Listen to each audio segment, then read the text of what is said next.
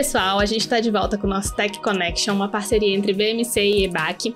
E mais uma vez a gente vai falar de uma forma descomplicada sobre tecnologia. Eu estou aqui com o meu parceiro Pedrinho. Pedrinho, bem-vindo.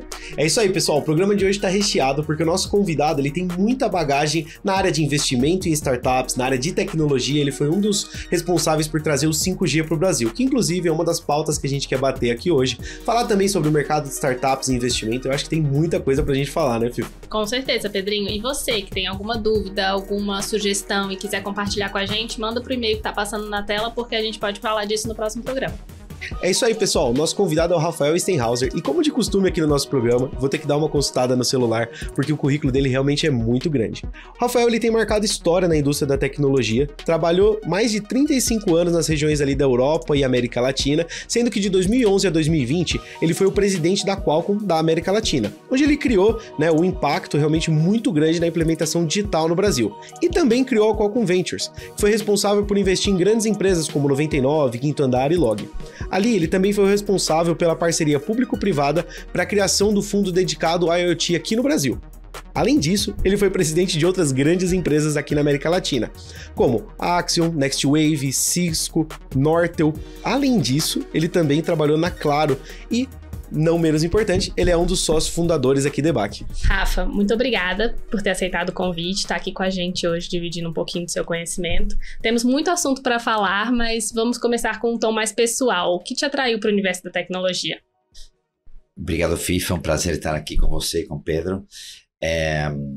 Então, eu centro a minha vida em duas atividades principais, a tecnologia e a arte, e acredito que as duas são esferas da vida contemporânea nas quais podemos nos aproximar do que virá no futuro, tap into the future, em inglês, e trazer isso para a realidade atual. Por exemplo, na tecnologia, imaginamos melhorar um processo, trazer uma nova qualidade, trazer uma funcionalidade que não existia para as nossas vidas, profissional, de trabalho, de entretenimento, pessoal, etc. E desenvolvemos a tecnologia, apresentamos ela e depois comercializamos ela. No mundo das artes também, os artistas têm uma sensibilidade pelo que está acontecendo no mundo e pelo que vem por aí, e conseguem, através da sua arte, expressar isso e compartilhar essa visão, essa intuição com as pessoas no geral, não? Então, acredito que as duas são muito interessantes e eu gosto na tecnologia e na arte do que cutting edge, do que está na vanguarda, não? Muito mais do que a arte ou a cultura convencional. E a tecnologia convencional também. Então, de certa forma, a arte e a tecnologia elas se conectam, né? Bom, no meu caso, com certeza, não? Eu desenvolvo na tecnologia muito mais o meu corpo mental, racional, e no mundo das artes muito mais o corpo físico, o corpo emocional, a intuição e a presença, a conexão.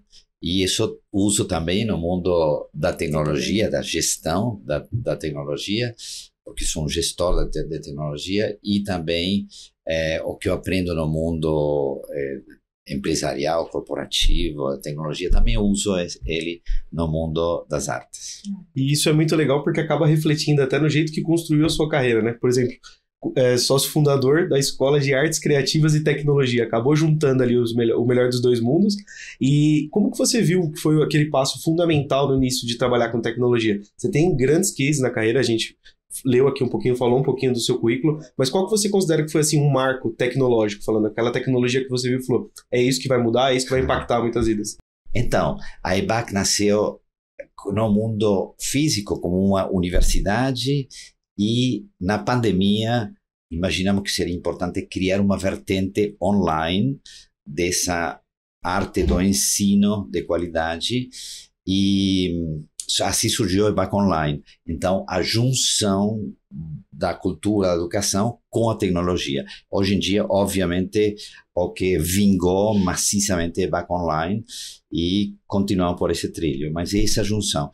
A respeito da tecnologia, eu trabalhei muitos anos com tecnologia celular, a tecnologia celular que revolucionou tudo, que nos deu a todos nós a conectividade, a possibilidade de falar com qualquer pessoa em qualquer lugar, e também depois de entrar na internet, de ter aplicativos e de ter muito da nossa vida dentro do smartphone. Também agora está chegando isso para todos os objetos inteligentes que tem processador em volta de nós, se conectando com a internet através do mundo celular, e isso chama de IoT. É legal ver esse movimento de agora tudo ser conectado e tudo ser interligado, porque é um movimento que o mercado foi criando até desde lá de trás, né? Se a gente for ver, a gente primeiro fez o teste ali de máquina a vapor, por exemplo, depois já começaram motor elétrico, todo esse passo, e isso vem também na tecnologia, né? A gente começou primeiro com a conectividade só nos computadores, o pessoal não acreditaria que viraria um computador pessoal, que você realmente usaria para tudo isso. Depois a gente veio a conectividade pensando em telecom de celular, aqueles celulares antigos que não tinham muitos aplicativos, e hoje já seguiu essa tendência. Você vê o 5G, aquela tecnologia que você foi um dos principais personagens ali de trazer ela para o Brasil, você vê essa tecnologia sendo revolucionária também para as casas e para todos os equipamentos como um todo?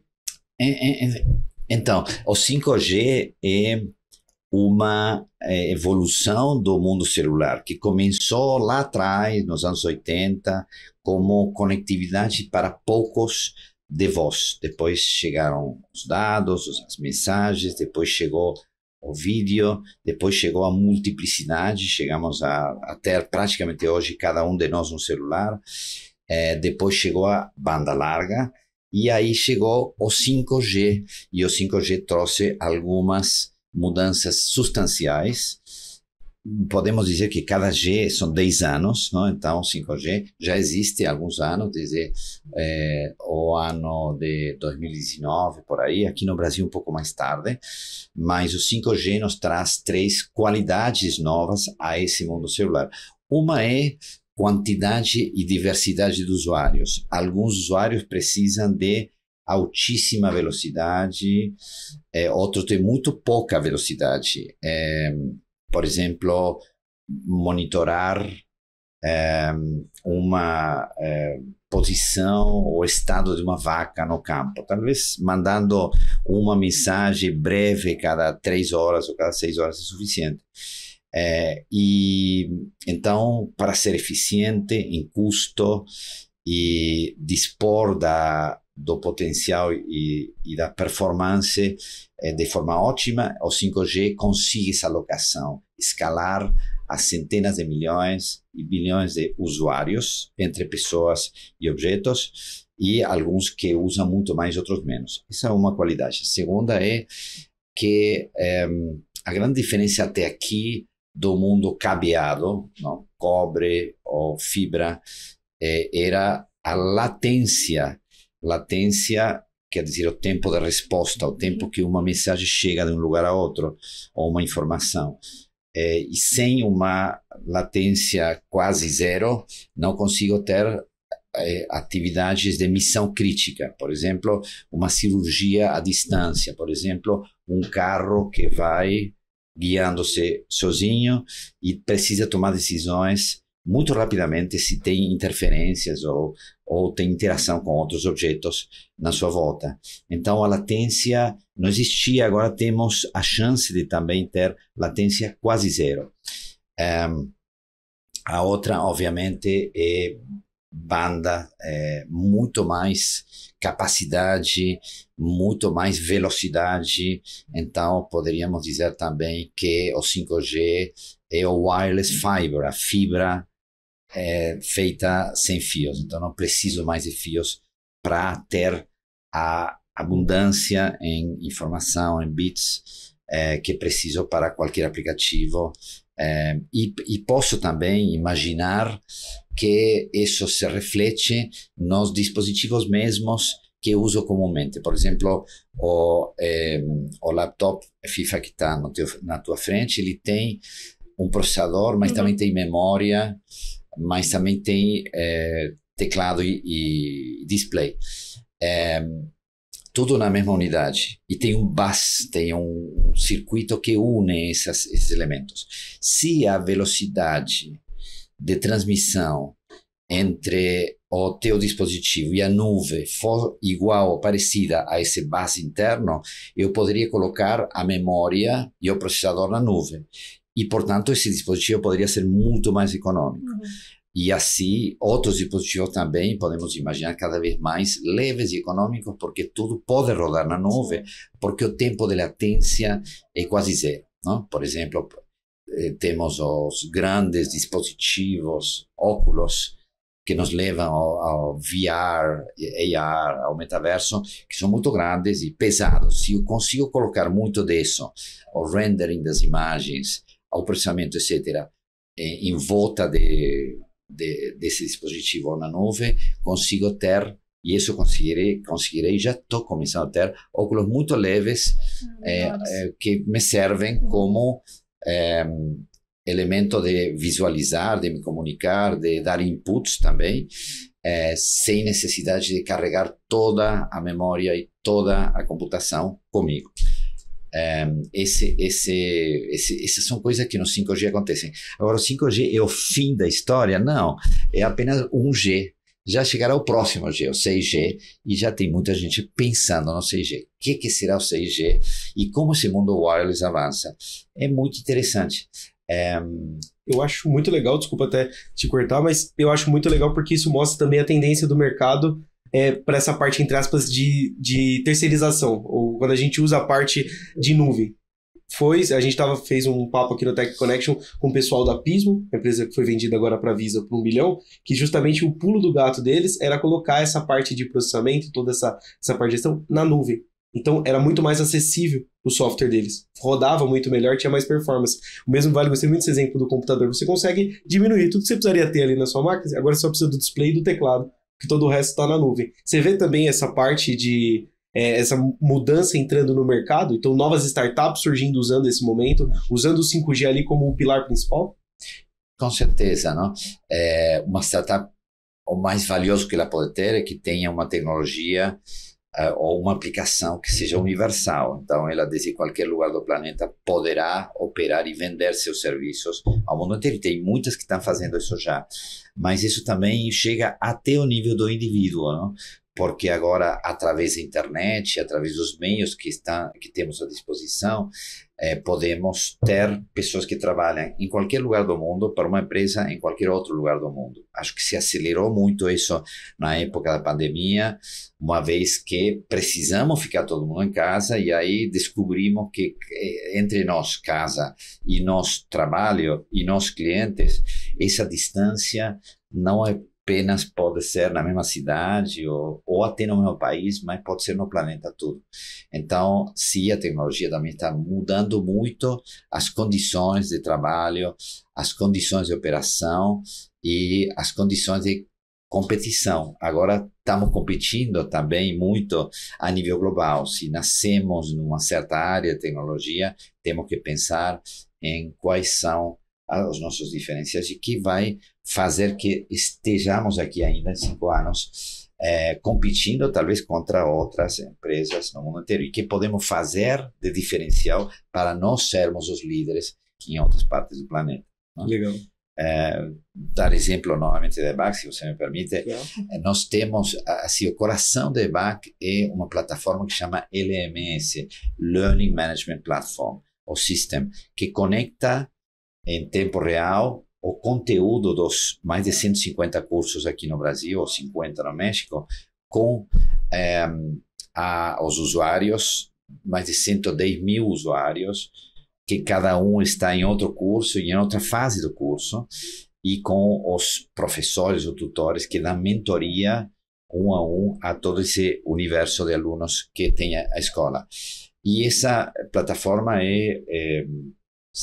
second to none, perdão por usar muito inglês aqui, mas é muito boa se comparado a tudo que existe na América Latina e até no mundo. E ela foi já concebida como uma plataforma multilingual, várias línguas, multijurisdicional, vários países. E assim foi que em muito pouco tempo, o EBAC Online existe faz 3 anos e pouquinho, conseguimos sair do Brasil e nos estabelecer no México, outra jurisdição, outras interfaces, outra língua, e ter sucesso. De fato, o EBAC está indo super bem ao México e a partir daí entrando na Colômbia e no Peru e depois na Argentina e no Chile.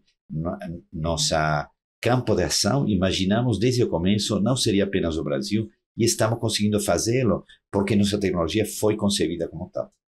Que legal. É mais um exemplo, né? E agora um exemplo prático e da nossa casa, porque todo mundo aqui é debate de como a tecnologia ela ajuda nisso, né? A nossa LMS, o nosso sistema bem desenvolvido, possibilita que a gente conecte centenas de milhares de alunos, conectar toda essa galera em qualquer lugar do mundo e em vários, né? Isso foi aquilo que foi idealizado quando vocês fundaram, foi possibilitado pela tecnologia. Então é muito legal, e querendo ou não, a conectividade também, né? A gente tá falando com isso. certeza. Aproveitando esse gancho de conectividade, Rafa, você falou um termo há um tempinho atrás sobre o IoT, né? Então explica pra gente o que é IoT, né? Quais são as aplicações do IoT? Então, Internet of Things eu diria, fazendo uma paralela, aquilo que vai acontecer com todos os objetos inteligentes na nossa volta, que aconteceu conosco quando nos conectamos. Então, nos conectarmos através do smartphone nos tornou muito mais conectados a nível de comunicação com outras pessoas, com aplicativos, com nossos dados, com nossa vida de trabalho e muito mais eficientes e muito mais eficazes também, pois temos em volta de nós, na nossa casa, na indústria, no agro, nas cidades, bilhões de dispositivos que têm já um processador dentro deles. Aqui temos esses microfones, esse computador, essas câmeras aqui, esse outro computador por aí, e essas lâmpadas que também devem ter um processador, possivelmente, mas elas são todas standalone, ela está por si mesma, ela foi concebida, colocamos um software nela e ela roda, não tem atualização, não coleta dados, não é drivada, não é liderada de fora, ela tem uma certa performance, como nós éramos antes da era do smartphone. Agora estamos no Internet of Things, colocando tudo na nuvem, dando essa outra qualidade, dando esse salto de qualidade. Ela pode coletar dados, ela pode ganhar inteligência no que ela faz, ela pode ter atuadores que levam ela para alguma parte, e isso no contexto de uma inteligência maior, não apenas da pequena inteligência que ela tinha no microprocessador que ela tinha. Num carro temos centenas de processadores e cada um fazia uma função. Agora tudo está conectado e tudo está conectado com a internet. Então, Internet of Things é dar inteligência às coisas. As áreas principais, primeiras de Internet of Things, eu diria que são 4. As cidades inteligentes, então conectar todos os pontos neurálgicos da cidade, não? Farol,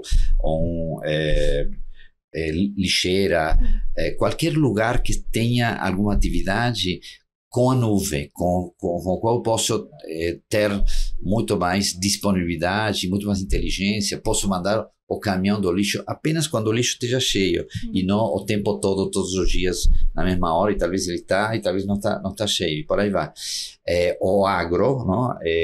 Chamamos também de agricultura de precisão, está trazendo não apenas muito mais eficiência, porque eu posso monitorar tudo o que está acontecendo e detectar em que lugar preciso de que ação, porque tem pouca água, porque tem alguma coisa que está distorcendo a qualidade do plantio, etc. E fazer intervenções bem pontuais. Até aqui eu tinha que colocar ou cuidar de áreas muito extensas e fazer tudo para todo ao mesmo tempo. E agora poderei cuidar apenas das áreas que precisam e dosar as minhas intervenções muito melhor. E ter uma eficácia muito maior no campo.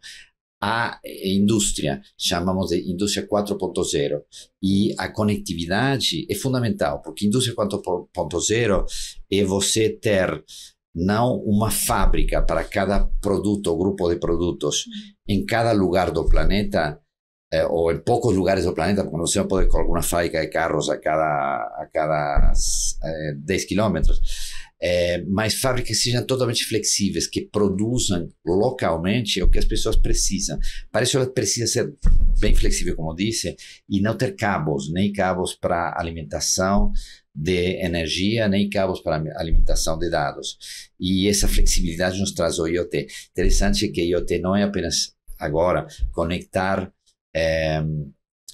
dados, mas também energia, não? Hoje temos um access point e com esse access point nós conectamos a dados nesse perímetro, mas teremos também agora energy points, não? Pontos de energia que os dispositivos possam captar e não precisar mais de cabo nenhum e nem de bateria, então ser muito mais leve, mais econômico, mais flexível. Então, indústria 4.0 trata de flexibilidade e eficiência. Nós temos o health também com uma influência muito importante do IoT, uma vez que podemos monitorar praticamente cada pessoa em cada circunstância com dispositivos que nós carregamos ou que carregamos dentro do corpo e que dão informações vitais e com informação, por exemplo, um paro cardíaco já é detectável um bom tempo antes de ele acontecer. Só que nós não detectamos ele porque não temos sensores. Se tivéssemos, cada um de nós, praticamente não existiria mais paros cardíacos. E, enfim, essas esferas do IoT vão ir se implementando no mundo e aqui no Brasil também. Então, expliquei um pouco o que é IoT. Sim, com certeza. Não, e bem claro, né? E é legal a gente ver as possibilidades que isso traz. Uma vez eu fiz um projeto para uma empresa do varejo que era justamente para melhorar a performance dos estoques. Então, o sensor já detectava na hora quando eu estava sem produto, ia lá o repositório e colocava. Você já otimiza o tempo dessa pessoa, você aloca esse recurso para fazer outra coisa, melhora muito. Isso pensando em negócio. E pensando em pessoa, é esse exemplo que você deu mesmo dos wearables. Poxa, tem vários casos nos Estados Unidos da senhor de idade, alguém caiu ali com o relógio detectou essa queda, por ele ser conectado, já chamou um contato de emergência, ambulância. Então, de novo, falando dessa tecnologia que além de revolucionar o mercado, revoluciona a nossa vida, né? Pode impactar na nossa saúde. A parte da cirurgia também que você comentou. É fantástico a gente ver essas mudanças. De certa forma, é uma tecnologia que vai mudar o mundo, né? Sim, sim. Muito então, legal. Queria talvez ter alguns dados mais, se quiser, do IoT. Muito brevemente, nós temos hoje já uns 18 bilhões de dispositivos conectados no mundo inteiro, que estão coletando dados o tempo inteiro e também alimentam, obviamente, inteligência artificial, porque a matéria-prima da inteligência artificial são dados. Mas 18 bilhões, com um crescimento de mais ou menos 15% ano sobre ano. Então, está crescendo essa massa de dispositivos ano sobre ano. Aqui no Brasil, existe o primeiro fundo que foi criado para o IoT, originalmente entre a Qualcomm, onde eu trabalhava, e ao BNDES, mas depois se juntaram muitas outras empresas públicas e privadas a esse fundo. Nós analisamos nesse fundo quase a totalidade das mais de 900 startups que existem no Brasil, só dedicados ao mundo do IoT. Em 2023 foram investidas no Brasil 200 milhões de dólares no IoT. Então, é importante e crescente.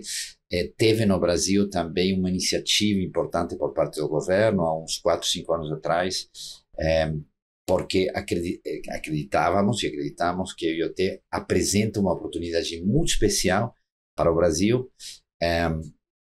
porque ainda está crescendo muito esse setor, mas não existem líderes absolutos no mundo. Está ainda fragmentado e o Brasil tem uma demanda tão grande por ser um país de tamanho continental que talvez possa vir surgir no Brasil uma oportunidade para o Brasil liderar em algumas áreas o IoT. Assim como foi a onda de software e hoje o Brasil é um grande provisionador de software e de mão de obra de software para o mundo. Eu mencionei aquela comunicação, conectividade de energia. Existe uma empresa no Brasil que está especializada nisso, uma startup chamada IBBX, que faz justamente isso, comunicação de energia, captura de energia do ar, Então, para você capturar tudo que tem aqui, que é muito e nós não vemos, mas está aí, pode alimentar. Por exemplo, esse microfone sempre precisa do cabo mais, e de bateria e de energia, e conectividade de longa distância, então conectividade a 60 km de rádio em área rural ou até 2 km em área urbana. Então essa é uma empresa que tem várias patentes, como poucas tem no mundo, startup pequena, mas com potencial imenso, e assim como ela, esse fundo IoT já investiu em muitas outras, 11 empresas que já investiu, do total de 20 na sua vida útil, fundo criado e gerido pela Indicator como gestora,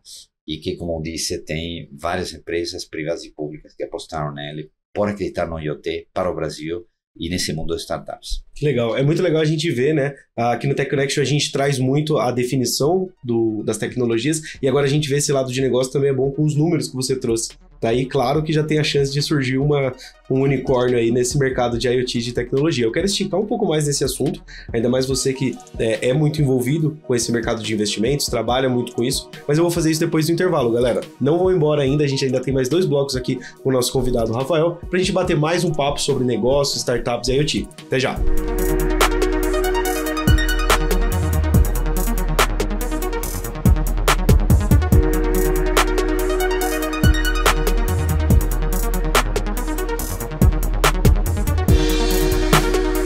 Estamos de volta aqui com o nosso programa Tech Connection, em mais um bloco. Nesse bloco a gente vai focar mais no mercado de startup e também falar um pouco de Venture Capital. O Rafael tem uma grande bagagem nesse mercado, acho que ele vai poder trazer um olhar de como está o mercado hoje em dia, como que você se prepara para talvez receber um investimento, ou você como investidor procurar uma startup. Fala mais um pouquinho para a gente desse mercado, Rafa. Então, o mercado de Venture Capital é importante, muito importante no mundo da tecnologia, porque é ele que dá oxigênio às empresas que vão surgindo aí, em forma de dinheiro, em forma de apoio.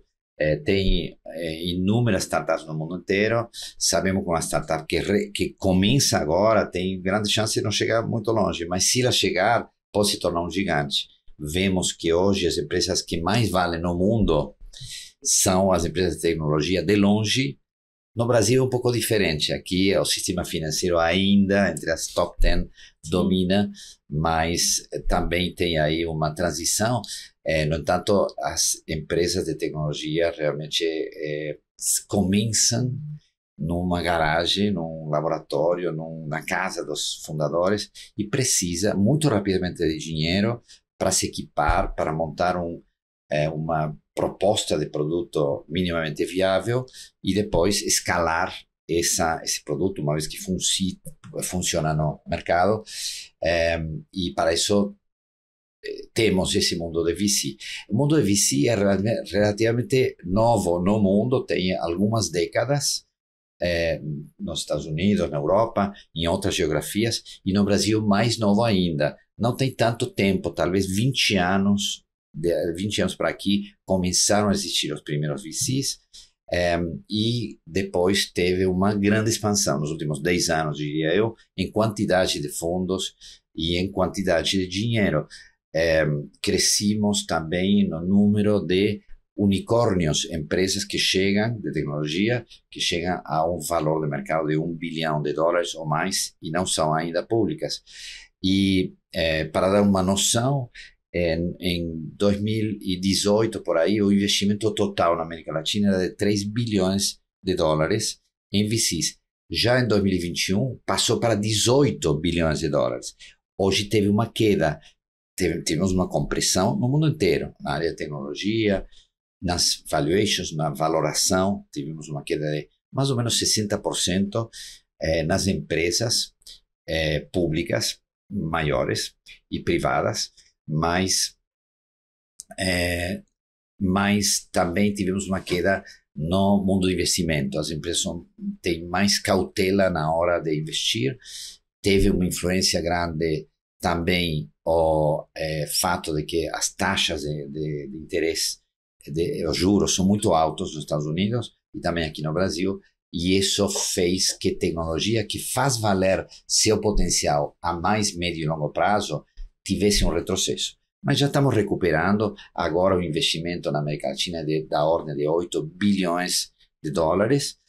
Uma boa parte vem para o Brasil. O mercado brasileiro de VC é bem mais desenvolvido que outros países da América Latina, seguida de México, claro, o segundo país da região, mas bem distante ainda do Brasil. E nós conseguimos desenvolver tecnologias nas quais o Brasil é ponta de lança no mundo. Por exemplo, fintech, não? O mercado de fintech, por regulação e por qualidade de entrepreneurs, é muito vital. Então, esse mundo de tecnologia precisa de VCs, acho que precisamos de muito mais. Vou dar um último dado de referência que é interessante. Se cresceu muito, mas ainda está bem aquém.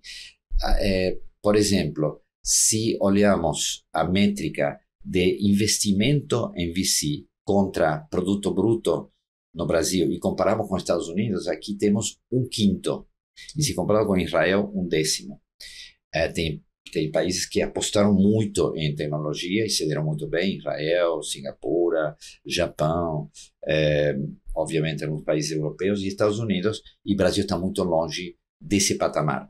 Se vemos as empresas listadas públicas em bolsa do Brasil, apenas 2% delas foram fondeadas por VCs na origem, contra Estados Unidos, que são quase 50%. Quase a metade das empresas americanas tiveram na sua origem um aporte de venture capital, não? De capital de risco. E aqui no Brasil é muito menor. Então, esse mundo é interessante, mas ainda é muito pequeno. Que legal. E como você, um fund manager, escolhe os investidores, Rafa? Assim, o fund manager, ele tem investidores que investem no fundo, mas mais interessante é como ele escolhe as investidas, não? As empresas nas quais ele vai alocar o dinheiro que espera de um bom retorno. Eu acho que tem alguns critérios, não? Uma é que exista um TAM, um Total Addressable Market, mercado potencial importante.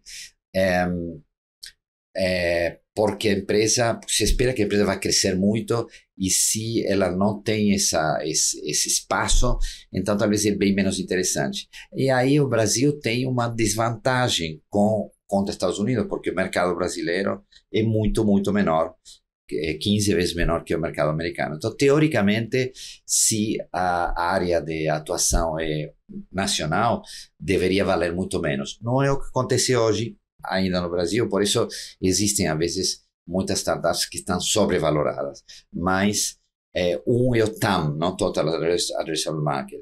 Outra é que seja uma empresa que tenha um gross margin, uma margem bruta defensável, e boa e sólida, não?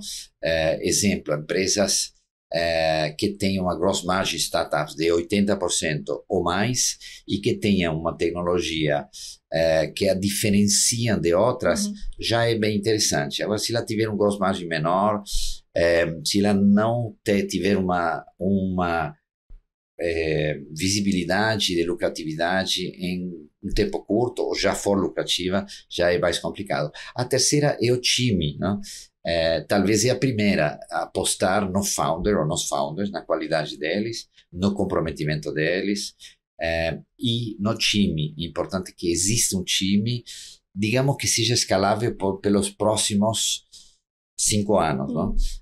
Exemplo muito bom é Mercado Livre, empresa líder na América Latina, que já nasceu com um grupo de gente que via muito bem treinada, educada, com experiência. Eram jovens, mas jovens que tinham uma possibilidade, um potencial de crescimento muito grande. E assim aconteceu com o Mercado Livre. Efetivamente, alguns deles continuaram até pouco tempo atrás, como CFO, que saiu, mas ficou muito tempo lá, e o CEO que está ainda hoje, Galperin. Então, ter um time que realmente seja potente e seja escalável também é um critério de decisão, se puder, se o fundo tiver escolha. E hoje tem escolha, tem muitos startups que procuram dinheiro. Sim, um time sólido. E é legal saber também que a história da empresa conta, né? Não só os números. Os números, claro, que são acho que os mais importantes, mas a história também, a missão, como ela pretende chegar lá, e acho que também até os casos de superação, né? Toda empresa passa por crise, né? Principalmente as startups estão ali se provando que o seu produto é viável, mas também mostrar como eles superaram isso, acho que também é uma história boa para se contar para o investidor. Sim, é certo, e eu vou dar a contracara também, não? Como uma empresa escolhe os investidores? Primeiro é um luxo, não? Porque você precisa de dinheiro e quem envia com dinheiro, ok. Mas é interessante saber que 10% de um fundo, no geral, 10% das investidas carregam 50% ou mais do retorno de investimento de um fundo. E se você é uma dessas 10%, você tem escolha, porque você sabe que você é diferente, e você é muito bom, e você oferece algo único. Então, você pode escolher. E como que você escolhe um fundo? Porque tem também muitos fundos, não? Que tem muito dinheiro para alocar. A missão do fundo é alocar o dinheiro inteligentemente.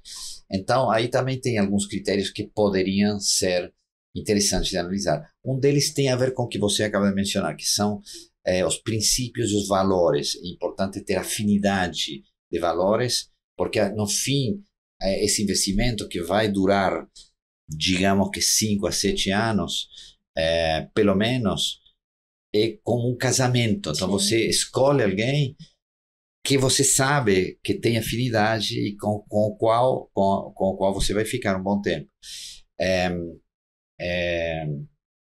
Outra é escalabilidade. Assim como você quer, como fundo, que a empresa tenha um time que seja escalável por muitos anos, você quer ter um fundo que, se você tiver sucesso, possa te acompanhar e fazer o que chama de follow-ons, de investimentos subsequentes para você continuar crescendo. Porque o pior que poderia acontecer é você se dar super bem e não ter mais dinheiro para continuar crescendo. Sim. Então, o terceiro, que talvez é o mais importante, é que seja um fundo que traga o que chama de smart money. Não é apenas money, dinheiro, mas dinheiro inteligente, que quer dizer, eu quero te ajudar, não? Como fundo a você ter sucesso. Você é jovem, você não sabe o que você não sabe, e eu já passei por muitas e posso te ajudar a construir uma boa governança, a criar uma rede de clientes, de parceiros, a te orientar, estar talvez no teu board e olhar para teu business e te ajudar. Falo de governança, que é um tema que eu cada vez prezo mais, e tem gente que diz, mas se eu sou uma startup pequena, não preciso de governança. Não, tem governança para cada estágio. Obviamente, uma governança para uma empresa pública que é regida pela regulamentação do país, na qual ela é registrada, é muito grande, importante, pesada, rígida, a certo ponto. Mas qualquer startup precisa de governança, que nada mais é do que um grupo de processos que tragam transparência, que tragam objetividade na hora da tomada de decisão, as importantes, e que tragam um vínculo claro e concreto com o seu entorno. E o entorno chamam de stakeholders, não shareholders. Shareholder é quem aporta dinheiro, e stakeholder é quem está no entorno, quem depende dessa empresa, que são os shareholders, os investidores, mas também os clientes, mas também os funcionários, mas também a comunidade na qual ela se insere. E esses valores são cada vez mais importantes. Chamamos isso de ESG, não? Valores que fazem que uma empresa seja uma empresa consciente com a sua missão no planeta e com o seu entorno. Então, estes são alguns das qualidades que um fundo pode trazer. Então, não apenas dinheiro, mas também ajudar a empresa a se equipar bem, tomar as decisões certas, na hora certa, ter afinidade de princípios e ser escalável. Legal. Então ela traz o apoio também, né? Não só o dinheiro, mas também isso que você comentou, os conselhos, o casamento. Você tem que ter um vínculo, uma conexão. Sim. Um vínculo de apoio, um vínculo de lealdade, um vínculo suporte. de suporte. Exato. Boa. E é comum também nesse mercado, quando quando o investidor coloca o dinheiro na empresa, ele alocar um recurso só para isso? Ou um conhecido dele também para ficar ali junto? Ou talvez ele mesmo estar junto da empresa no board, acompanhando? É comum isso? Tem muitos... Assim, tem os dois extremos. Tem fundos que são hands-off. Eu vou colocar o dinheiro porque gostei desses meninos e acabou. E tem outros que são muito hands-on, que acompanham muito de perto, e tem alguns que até colocam a condição de colocar não apenas pessoas no board, mas também na operação. O CFO é um cara que tal fundo colocou lá dentro para ter um olho lá dentro e para ajudar, etc. Então tem de tudo. E tem, obviamente, fundos que também exigem isso. Claro que tem que ser um fundo que tenha uma posição importante na empresa, senão ela não teria essa condição de exigir isso. Que legal, que legal. E já teve algum caso na sua história de alguma empresa que você entrou com isso? Você acreditou nela e entrou também como chairman? Ficou lá na linha de frente? Assim, eu fui presidente da Qualcomm América Latina durante quase 10 anos, até a pandemia, e consegui motivar a corporação Qualcomm de criar Qualcomm Ventures América Latina, que se deu muito bem na América Latina, de fato virou o maior investidor corporativo da região e ajudou a criar múltiplos unicórnios de zero, não? Como Nuvem Shop, e Quinto Andar, e Log, e 99, que, by the way, foi o primeiro chamado de unicórnio no Brasil e foi vendido por múltiplas vezes aquilo que foi investido a uma empresa chinesa.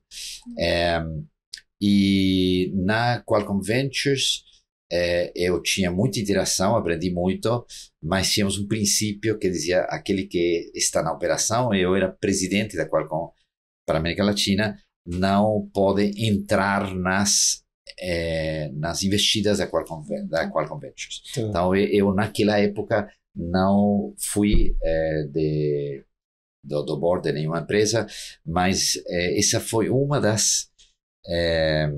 dos motivos de eu querer sair do mundo corporativo, porque agora sim sou, inclusive sou chairman hoje de 4 empresas e membro de um board de uma empresa americana, e gosto muito de governança. E também gostava na época, mas não era compatível com essa situação, mas sim participei, acompanhei muito a Qualcomm Ventures na sua trajetória, que na América Latina foi de muito sucesso. Que legal. E o cara que ele tá começando a startup e o foco dele é justamente esse, ele tem uma boa missão, ele tem uma boa equipe, ele quer se tornar um unicórnio. Você daria de dica para esse cara? Então, talvez, como criar um unicórnio de zero, não? Também, talvez tenha algumas coisas que são importantes que poderíamos ressaltar. Uma, você como founder e CEO precisa imaginar alguma tecnologia disruptiva a ponto de mudar o mundo. Ter essa visão. O que eu vou fazer que é realmente extremamente significativo? Segundo, você tem que, uma vez que você tem essa ideia, juntar uma equipe a melhor que você conseguir, que consiga levar essa visão ao mundo prático, não? Que consiga executar, que consiga implementar. E precisa alinhar essa equipe, motivar essa equipe, enfim, conduzir essa equipe. Essa é a segunda qualidade. A terceira qualidade é você tem que munir essa equipe com tudo que ela precisa para ter sucesso. Então isso é dinheiro, mas não é apenas dinheiro. É dinheiro, é entorno, é relação, é governança,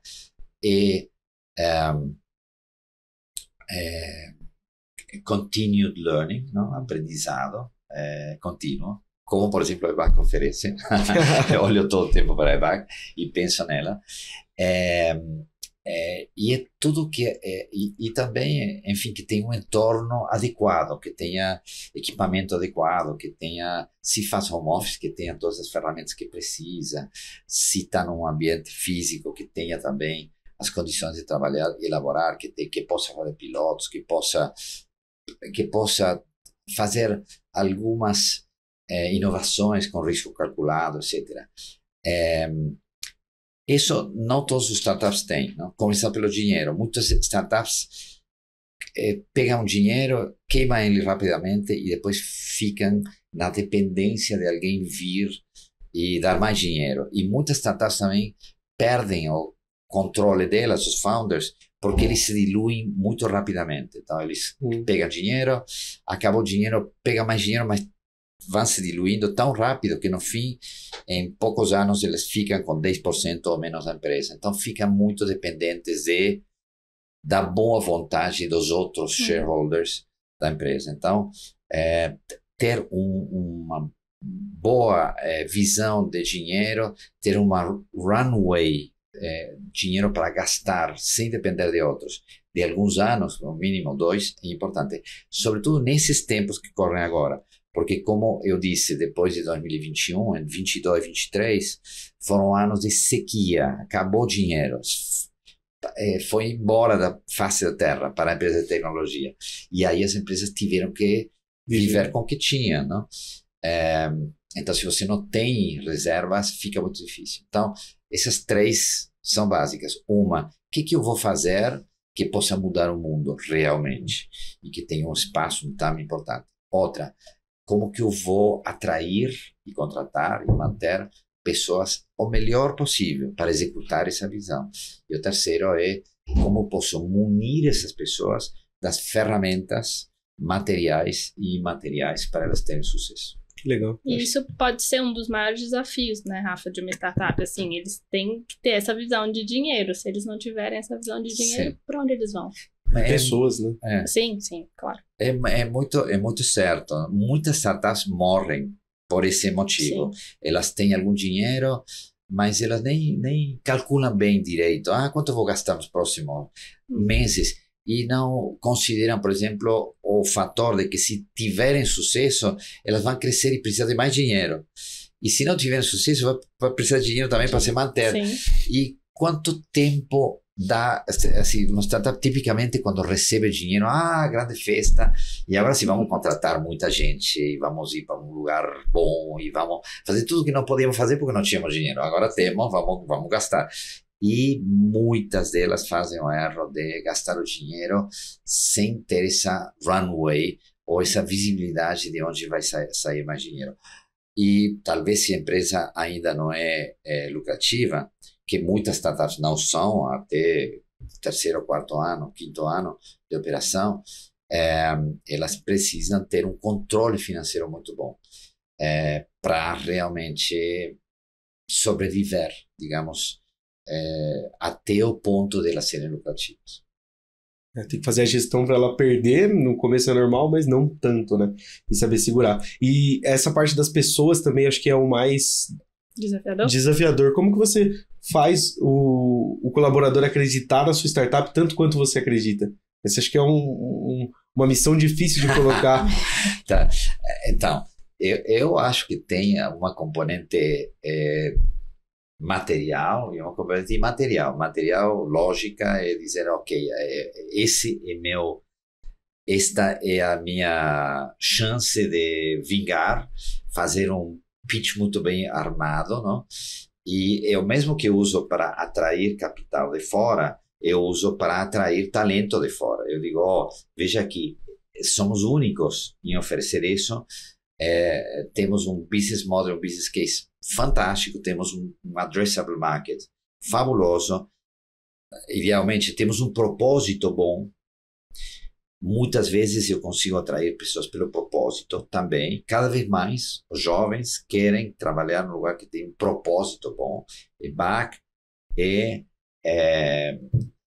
vou falar daqui um minuto sobre isso, claro, se não me perco. Qual é o propósito de BAC? E tem uma parte imaterial que é energética, não? Eu vou estar com a pessoa, eu, CEO, estou entrevistando alguém e entro com uma dose de empatia e de motivação. Isto também é importante para um CEO. Ele precisa também, é a cara da empresa, para dentro e para fora, para os funcionários e para os clientes e para os acionistas e para o mercado. Então, ele precisa de ter esse domínio da comunicação e da empatia e da escuta e enfim, da escuta empática e da conversa empática também. E falando sobre o propósito da EBAC, tem um pequeno slogan que eu gosto muito, não usamos ele muito, mas eu gosto, que é Hacking Social Mobility. São 3 palavras. Hacking é quebrar, desromper. Social Mobility é mobilidade social, que quer dizer que uma pessoa possa ter uma diferente vida depois de passar pela EBAC que teve antes. Vida profissional, vida econômica, vida de satisfação no trabalho. Através da educação. A educação é o meio, mas não é necessariamente o fim. O fim é que a pessoa que passa pela EBAC tem um futuro melhor. Tem um futuro melhor porque abraçou, foi formada numa profissão que vai lhe dar muito mais do que ela tinha antes de ter essa profissão. E isso pode ser alguém que começa a vida profissional ou alguém que está na metade da vida e tem um trabalho simples, mas que talvez não seja interessante, que talvez seja repetitivo, rutinário, que não tenha se inserido ainda nesse mundo moderno, contemporâneo, digital, e que através de um curso possa fazê-lo. Claro, as 2 qualidades primárias são: o curso tem que ser bom, porque senão ele nunca vai se profissionalizar, e muitos cursos tem por aí que não são bons. Até tem universidades, dizem por aí, que você faz 4 anos seguidos da universidade e sai lá e não consegue trabalho porque realmente não serviu de muito. E tem que ser econômico, porque senão não escala. Isso de social mobility não é apenas para quem tem dinheiro. Quem tem dinheiro não precisa de social mobility. Quem precisa de social mobility é quem é de uma classe social que não tem dinheiro e muitas vezes não tem acesso a uma educação formal, acadêmica. Muitas vezes mora num lugar periférico de uma cidade ou do interior do país, e através de um curso online de qualidade poderá conquistar essa qualidade diferente para a sua vida. Então, eu acho que um propósito bom, não? Imagina você poder abraçar um curso, uma profissão que esteja no alcance do teu bolso e que te transporte na vida a um outro lugar. E acompanhado, né? E acompanhado. Eu vejo, até complementando essa parte de visão na empresa, eu vejo muito que uma transição profissional, essa mudança de carreira é muito difícil de fazer sozinho. Ainda mais quando você vai fazer um curso online, é normal você se sentir um pouco sozinho porque você está na sua casa estudando. E a gente coloca o tutor, a gente coloca a comunidade, a gente coloca o apoio ali para saber se você está no caminho certo, se você fez o exercício correto, se você fez os projetos com as empresas que a gente tem de parceria no caminho certo. Então, eu acho que, até trazendo de novo para esse lado de pessoas, a EBAC ela tem no propósito dela essa empatia, de ajudar o aluno mesmo quando ele está se sentindo um pouco perdido. Sim, e aí voltamos para aquele conceito do que precisa uma startup para se tornar importante, e é isso, ter uma visão e depois executar essa visão. Isso que você diz dos tutores e do LMS, etc., é como executo. A visão em si é como que eu faço que uma pessoa possa abraçar uma profissão e ser transportada para um outro nível de satisfação profissional, econômica, de vida. E isso está na origem. E aí depois, como que eu faço para que isso funcione? Aí preciso dos elementos, preciso de tutores online, preciso de... como que eu faço para que seja econômico? Tem que ser assíncrono. Agora entramos em detalhe, mas dizer assíncrono o curso não é dado na hora que o aluno recebe, é feito uma vez. Sim. E depois milhares de alunos no seu tempo, no seu local de moradia e na sua velocidade pode consumir isso. Isso é educação moderna. Educação da era industrial era todos os meninos de uma certa idade consomem a mesma informação educativa ao longo de muitos anos, sempre no mesmo horário e sempre no mesmo grupo. Aquele que avança mais rápido de um lado, aquele que tem interesses do outro lado, aquele que fica mais para trás, aquele que está em outra faixa de idade, eles ficam perdidos nesse esquema clássico. O que nós fazemos agora é muito mais flexível. Mas o desafio que tem o assíncrono é aquilo que você disse, não tinha, agora tem com o EBAC, não tinha monitor e não tinha comunidade. Agora nós conseguimos criar um curso assíncrono, flexível e econômico, com qualidade que o monitor e a comunidade. É, por hora, o melhor que se tem no mundo online e cumpre esse propósito básico. Exato. Bom, Rafa, foi uma aula, né? A gente tem o próximo bloco ainda, que é o de mitos e verdades, então continuem com a gente, que a gente já volta.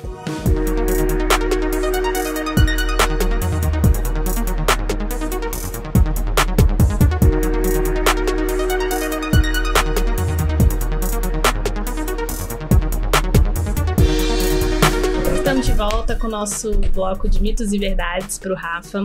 Rafa, vou começar com uma polêmica.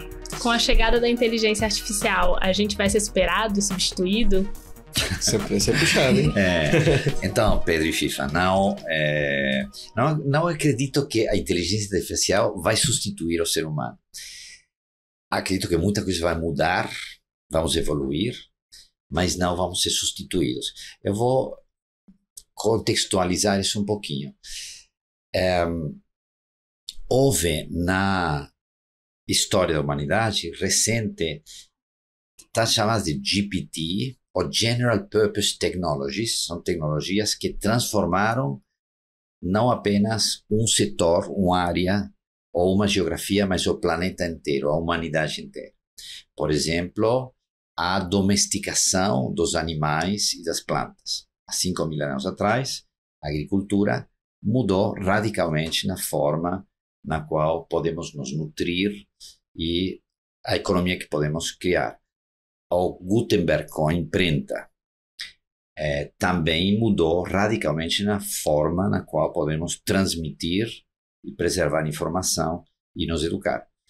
O carro transformou a forma na qual podemos nos locomover. Uma GPT fundamental foi a máquina de vapor e elétrica que criou a revolução industrial. E aí, voltando à pergunta tua, FIFA, realmente substituiu algo que antes dela as pessoas faziam, que basicamente o trabalho braçal. O trabalho braçal de criar, de fabricar, e o trabalho braçal do campo. Porque com as máquinas podemos fazer outras coisas e não necessariamente precisamos mecanicamente fazer o que as máquinas fazem. Inclusive, elas são muito mais fortes, elas são muito mais precisas, elas são muito mais ágeis e performantes do que o ser humano para muitas coisas. Então, se acreditava, aí esse vai ser o fim do trabalho para as pessoas? Não, ao contrário, depois da Revolução Industrial se criou muito mais trabalho. Se houve um deslocamento de riqueza e de poder entre as nações que estavam desenvolvidas e as outras que não. Então precisamos prestar atenção nisso, na desigualdade. Mas, no geral, a humanidade avançou. Aí chegamos à inteligência artificial. Nessa sua primeira encarnação maciça. A inteligência artificial já existe desde os anos 40, academicamente, mas não tínhamos os elementos básicos que fazem dela uma tecnologia utilizável em larga escala. Em particular, capacidade computacional, que hoje temos, muito mais econômica, e dados, que são a matéria-prima da inteligência artificial. Hoje temos muitos dados e muita capacidade computacional e evoluímos lindamente no uso da inteligência artificial, em particular para tomar decisões com capacidade cognitiva. Eu reconheço uma imagem de uma radiografia se esse paciente tem algum problema ou não, até melhor do que um ser humano, e posso automatizar essa função. E assim eu posso criar muitas aplicações que tragam informação, que tragam capacidade de decisão e dinamizem a minha vida pessoal e a minha vida profissional. O que vem por aí, e já está começando a acontecer, mas vai vir com muito mais força, é a capacidade de gestão mesmo, não? Com algo que chama de copilot, ou um assistente virtual que está do meu lado e me ajuda, por exemplo, a desenvolver código de software, que já se usa cada vez mais, por exemplo, para, na minha vida privada, administrar a minha vida privada, no sentido de que possa ler e-mail, filtrar e-mail, ver a minha agenda, fazer apontamentos, ou que na minha vida profissional que eu possa dizer eu quero fazer um PowerPoint sobre um determinado tema, por favor faça a pesquisa, procura tal e tal coisa e prepara o PowerPoint. Depois eu vou e reviso ele. Assim como eu tinha um assistente antigamente que eu pedia fazer esse trabalho, agora eu vou ter um assistente de inteligência artificial. Isso substitui o ser humano? Eu diria que não. É como na escala de Maslow, as coisas mais primitivas vão sendo preenchidas, substituídas por mecanismos da tecnologia, mas as esferas mais elevadas não. Aí você pode dizer, bom, mas o que resta para o ser humano? Pois eu acho que tem duas coisas que uma máquina não poderá ter, porque ela não tem vida, e ela não tem experiência de vida, e ela tem apenas aquele entorno no qual ela foi criada. Se ela pode aprender dentro desse entorno, mas não fora dele. E nós temos a capacidade, através do potencial intuitivo que o ser humano tem, de nos situar em esferas além de nós. Falei da tecnologia e da arte como dois âmbitos de tapping into the future, de me situar no futuro. E a outra é a contextualização, o entendimento que cada vez mais existe na humanidade, de que aqui nós estamos só para nós, e que se nós não cuidamos do outro, e se não cuidamos do planeta, esta história se acaba muito rápido. Então, essa capacidade de eu me situar num ambiente muito maior e ceder eventualmente a algum desejo particular iminente meu em favor da subsistência do ecossistema e do planeta e dos outros e das próximas gerações, isto é algo que é inerente ao ser humano. Então, se temos essas qualidades, não tenhamos dúvida nenhuma que vamos ter trabalho e vamos ter uma função na vida. É importante entender, sim, que existe uma grande mudança. Aqueles que eram executores não terão mais um trabalho, porque em muitas áreas, porque a inteligência artificial vai substituí-los. Aqueles que eram gestores também não, mas aqueles que são que têm uma inteligência superior, não? Se terão essa chance.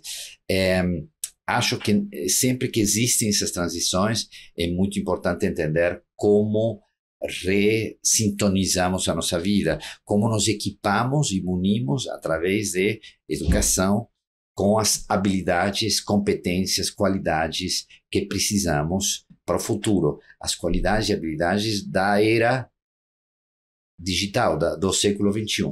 E aí, nesse sentido, a EBAC, acho que também tem um papel importante, porque ela ajuda não apenas a abraçar uma profissão, mas também a fazer um upskilling, chama upskilling, quando você tem um skill, tem um domínio, tem uma profissão, mas tem elementos que não tem. Aí, sobretudo, penso nesse advenimento da era digital. Digital versus analógico eu consigo digitalizar muita coisa, não? Falamos de 5G, a conectividade é digital. Falamos de mídia, a mídia é digital, eu consumo ela digitalmente. Cada vez mais coisas eu consigo transformar do mundo dos átomos no mundo dos bits. E os bits são multiplicáveis e são muito mais econômicos, a ponto de muitas vezes não custar mais nada. Então, essa transição ao mundo digital é importante. A transição que eu falei do mundo à inteligência artificial determinística, e a próxima, que é a inteligência artificial de gestão de tarefas, é muito importante que entendamos como navegar nela. Há uma outra transição acontecendo também que acho interessante observar, e essa é do mundo da web, da nuvem. Então, nos anos de 89, por aí, começou a existir o que chama de WWW, World Wide Web, e a possibilidade de ter uma rede global de informação. A primeira geração, também chamada de Web 1, foi estática. Tinha mais e mais empresas que colocavam um website de informação no ar, e todos nós no mundo podíamos entrar e nos informar. Depois chegou a Web 2, que é dinâmica. Pois bem, eu posso interatuar também com as pessoas, deixar que as pessoas comprem um bilhete de teatro, um ticket de teatro, que elas administrem sua conta bancária, e que elas se comuniquem entre si, e que elas criem conteúdo. Então, nasce a Web 2 como uma web dinâmica, que é fantástica. Dinamizou, criou a mídia social, criou muita coisa, mas tem alguns desafios importantes, que a informação e os dados ficaram muito centralizados em muito poucas empresas, que são os gigantes da internet, e que hoje dominam o mundo, e que tem as suas grandes limitações. A Web3 tem como base, eu diria que duas tecnologias, uma que é mais evidente, que é o blockchain, tecnologia que permite descentralizadamente conferir qualquer informação, pode ser dinheiro, como as criptomoedas, etc., ou pode ser contratos, ou pode ser outro tipo de atividades humanas, e, portanto, permite, novamente, a descentralização. Também é um termo importante para a Web3, dos criadores e dos usuários da internet. A outra é a interface. Se a primeira era estática, era ver uma página, uma foto, e a segunda era dinâmica, o vídeo, agora me permito entrar dentro do mundo imersivo. Então, não vejo apenas uma janela, mas eu me situo num espaço tridimensional, posso avançar e andar nele e me juntar com quem eu quiser, colaborativamente no trabalho ou na minha casa, etc., de forma imersiva. E aí as barreiras entre o mundo físico e o mundo virtual vão se desfazer. Dar um exemplo rápido aqui. Até aqui nós tínhamos o mundo físico, estamos aqui tridimensionalmente, os que estamos nessa sala, mas eu passava muito do meu tempo no mundo virtual, numa tela de computador, passava horas e horas no virtual. Mas havia uma separação, eu sabia o que era o que estava na nuvem, e acessava via meu computador, o smartphone, e o que era o mundo físico, que é onde eu estou. Mas através dessa internet imersiva e dos dispositivos que podem criar tanto a imagem do que está à minha volta, como também hologramas de pessoas que não estão aqui, estão em outras cidades, querem se sentar na mesma mesa, ou objetos que não estão aqui, mas eu quero ver, e estar em contato com, e atravessar e navegar, aí começa a se desfazer essa fronteira. E aquilo que nós chamamos de real, que era o mundo físico, e virtual, que era o mundo digital, agora, para a geração alfa em diante, o real é o físico mais o virtual. Sim? E isso, enfim, é uma grande mudança que o Web3 também vai trazer. Então, falei de Web 1, 2 a 3, falei desse mundo analógico e digital, e falei também da substituição de certos domínios da atividade humana, seja trabalho braçal, ou trabalho cognitivo, ou trabalho rutinário repetitivo por máquinas que fazem esse trabalho. A inteligência artificial também é uma máquina, mas nos preservando o que temos de mais essencial, que é a nossa capacidade de ir além de nós. Sim. Para aqui. O lado humano é o que nunca vai ser substituído, né? E eu acho legal todo esse papo, a gente falando dessa última pergunta, mostra muito que o ser humano, talvez, então, ele precisa ser mais generalista. Não generalista, mas saber de várias áreas. Fazer várias atuações na vida. Você acredita aí nisso? Ou você acredita que pro futuro ele vai ter que ser especialista? Então, falando de mitos, eu vou dar um exemplo pessoal. Eu sempre gostei da arte e sempre quis fazer arte, em particular arte cênica, teatro. E por muito tempo cuidei da minha vida profissional com muito carinho. Eu queria, enfim, ter uma ascensão profissional e foquei nisso. Tinha gente que me dizia, você não pode fazer as duas coisas ao mesmo tempo. Ou você foca aqui na tua carreira profissional, corporativa, ou você vai fazer teatro, mas não dá para fazer as duas coisas ao mesmo tempo. Pois chegou um momento da minha vida em que eu tive uma crise e realmente quis fazer as coisas que nunca tinha feito antes, entre outras teatro. Fiz um curso vocacional primeiro, mas depois terminei esse curso vocacional, me convidaram para fazer um curso profissional, me profissionalizei na Escola Célia Helena, agora Universidade Célia Helena, e desde então sou ator profissional, também dramaturgista e também gestor cultural. Eu co-dirijo o Festival Internacional de Teatro chamado MIT-SP, que vai ter a próxima edição justamente agora, a partir do dia 1º até o dia 10 de março. Com muitas peças do mundo inteiro, peças do Brasil e convidados que vêm do mundo inteiro também para assistir essas peças do Brasil, uma vez que queremos também ajudar a levar o que tem de bom o teatro brasileiro para o mundo. O teatro brasileiro é muito rico, mas muito pouco conhecido no mundo ainda. Então, essas atividades no mundo do teatro, no mundo das artes, eu comecei já a uma certa idade. Mas pouco tempo depois de começar a estudar teatro, eu voltei para o mundo corporativo e fiz as duas coisas ao mesmo tempo e continuo fazendo. E ao longo do tempo também fui agregando outras coisas, não? Como a música, como o empreendedorismo, como a governança. A cada poucos anos eu vou abrindo novos espaços e eu vejo que eles todos convivem dentro de mim, porque acredito que nós temos vários corpos, assim como temos um corpo físico, um corpo emocional, um corpo intelectual, mental, um corpo espiritual, um corpo econômico e por aí vai, e todos eles estão em nós e todos eles merecem ser nutridos e conviver em equilíbrio. Assim eu também acredito que você pode fazer várias coisas ao mesmo tempo, e quanto mais diversas elas são, mais elas se enriquecem uma à outra.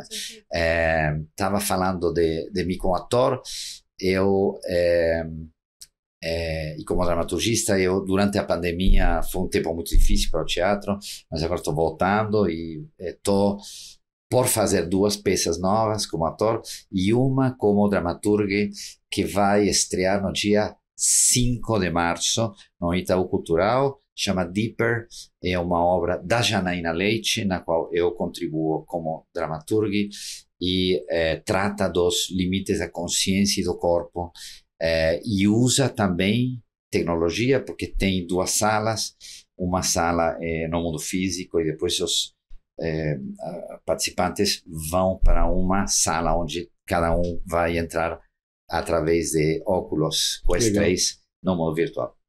Muito legal. Bom, então acho que ficou claro pra gente que sim, dá pra fazer, dá e deve se fazer várias coisas ao mesmo tempo pra você ter uma bagagem ainda maior, e acaba que no final do dia todas elas contribuem entre si, né?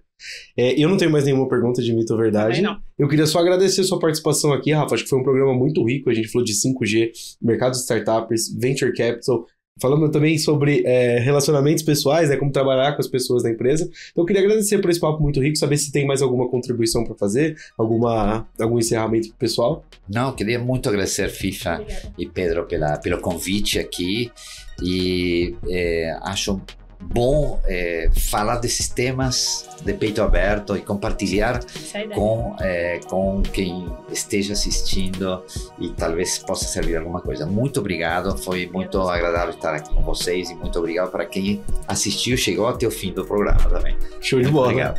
Pessoal, obrigado vocês que acompanharam a gente aqui no programa, e se você tem alguma sugestão de tema, pauta, convidado, manda aqui pra gente no e-mail que tá aqui abaixo, é techconnection@ebaconline.com.br, que a gente vai tentar trazer para o próximo programa, beleza? FIFA, muito obrigado pela parceria de novo, a gente se vê semana que vem. Tchau, tchau.